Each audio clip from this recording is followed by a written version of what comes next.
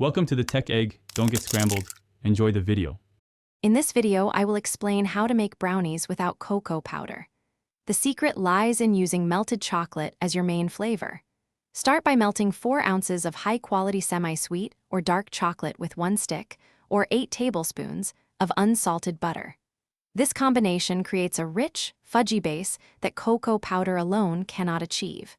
Ensure the mixture is smooth and glossy before moving to the next step, as this forms the foundation of your delicious brownies. Next, in a separate bowl, whisk together 2 large eggs with 1 cup of granulated sugar until the mixture becomes light and slightly thickened. This aeration helps create a tender crumb.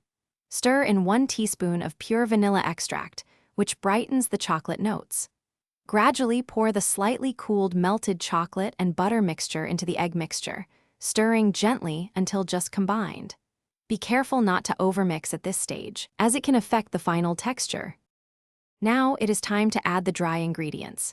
In a small bowl, sift together 3/4 cup of all-purpose flour with a pinch of salt.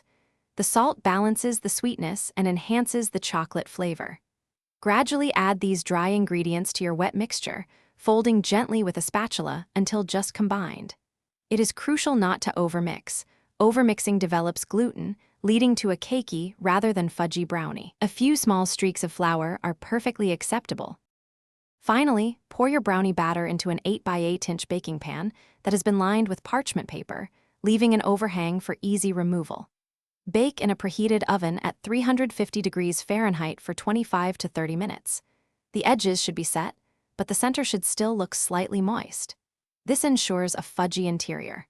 Allow the brownies to cool completely in the pan on a wire rack for at least 2 hours before cutting into 16 squares. Enjoy your rich, fudgy, no-cocoa brownies. Thanks for watching. Consider subscribing if I helped unscramble your problems.